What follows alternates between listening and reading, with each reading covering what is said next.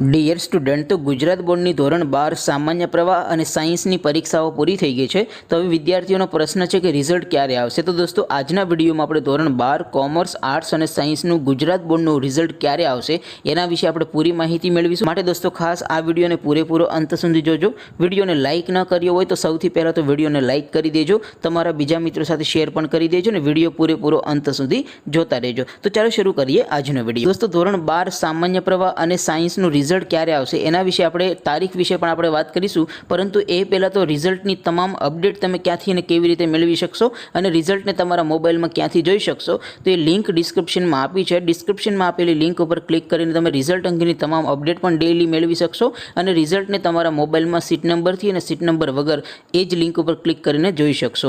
અથવા તો દોસ્તો, તમારે આ વેબસાઇટને સર્ચ કરવા માટે ગૂગલ ઉપર સર્ચ કરવાનું છે www.mygkguru.in. આ વેબસાઇટ તમે સર્ચ કરશો એટલે જે પહેલી લિંક આવશે એના ઉપર તમારે ક્લિક કરવાનું છે. જેવું ક્લિક કરશો એટલે રિઝલ્ટ માટેની mygkguru.in આ વેબસાઇટ ઓપન થઈ જશે. વેબસાઇટ ઓપન થયા પછી તમે થોડાક નીચે જશો તો ત્યાં તમને બોર્ડના રિઝલ્ટ માટેના લીલા રંગના 3 બોક્સ જોવા મળશે. ધોરણ 10નું પણ રિઝલ્ટ આ પહેલા બોક્સ ઉપર ક્લિક કરીને તમે જોઈ શકશો. ધોરણ 12 કોમર્સ, આર્ટ્સ અને સાયન્સનું રિઝલ્ટ જોવા માટે તમારે બીજા બોક્સ ઉપર ક્લિક કરવાનું છે. અને ત્રીજું બોક્સ છે, તમારી પાસે સીટ નંબર ન હોય, કોઈ બીજા વિદ્યાર્થીનું સીટ નંબર વગર માત્ર નામ ઉપરથી રિઝલ્ટ જોવું હોય તો ત્રીજા બોક્સ ઉપર ક્લિક કરવાનું છે.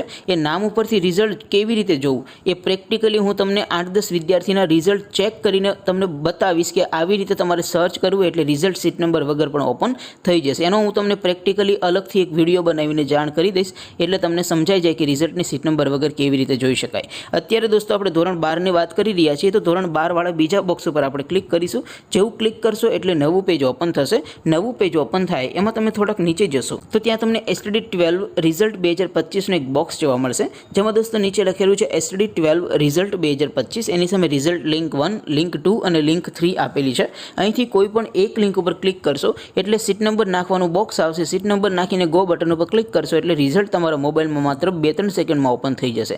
દોસ્તો, અહીંયા અલગ અલગ 3 લિંક એટલા માટે આપી છે કારણ કે રિઝલ્ટના દિવસે આખા ગુજરાતના બધા વિદ્યાર્થીઓ, લાખો વાલીઓ, બધા સગા સંબંધીઓ રિઝલ્ટ જોવા માટે એકસાથે વેબસાઇટને ઓપન કરતા હોય એટલે વેબસાઇટ ઘણી વખત બંધ થઈ જતી હોય, ક્રેશ થઈ જતી હોય અથવા રિઝલ્ટ ઓપન થવામાં ખૂબ જ વાર લાગતી હોય. એટલે તમને અહીંયા અલગ અલગ 3 સર્વરની 3 લિંક આપી છે એટલે તમારું રિઝલ્ટ સૌથી ફાસ્ટ અને માત્ર 2-3 સેકન્ડમાં તમે આરામથી જોઈ શકો. ત્યાર પછી દોસ્તો નીચે લખેલું છે STD12 રિઝલ્ટ નામ પરથી જોવા માટે. એની સામે પણ લિંક 1, લિંક 2 અને લિંક 3 આપી છે. એના ઉપર ક્લિક કરશો એટલે પછી જે બોક્સ આવશે એમાં તમારે શું સર્ચ કરવું, કેવી રીતે રિઝલ્ટ જોવું સીટ નંબર વગર, એનો હું તમને અલગથી પ્રેક્ટિકલી વિડીયો બનાવીને જાણ કરીશ. પરંતુ અહીંથી તમે સીટ નંબર વગર પણ રિઝલ્ટ જોઈ શકશો. માટે ખાસ આ વેબસાઇટને ડેઇલી સર્ચ કરીને રિઝલ્ટ અંગેની અપડેટ પણ મેળવતા રહેજો. રિઝલ્ટ જ્યારે જાહેર થાય ત્યારે આ mygkguru.in આ વેબસાઇટમાંથી તમે સૌથી પહેલાં રિઝલ્ટ જોઈ શકશો, સીટ નંબરથી પણ અને સીટ નંબર વગર પણ. ત્યાર પછી હવે રિઝલ્ટ ક્યારે આવશે ધોરણ 12 કોમર્સ, આર્ટ્સ અને સાયન્સનું એના વિશે વાત કરીએ તો નીચે જો દોસ્તો નીચે કાઉન્સમાં લખેલું છે એપ્રિલ મહિનાના પ્રથમ અઠવાડિયામાં રિઝલ્ટ આવશે.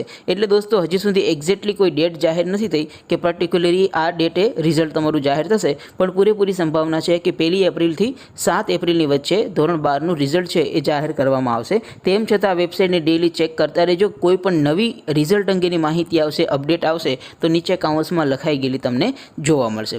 આપ સૌ વિદ્યાર્થી મિત્રોને ખૂબ સારા ટકા મળે એવી શુભેચ્છા સાથે આપણે વિડીયો પૂરો કરીએ. કોઈ પ્રશ્ન હોય તો નીચે કોમેન્ટ કરી દેજો. આવજો દોસ્તો. જય હિન્દ. વંદે માતરમ.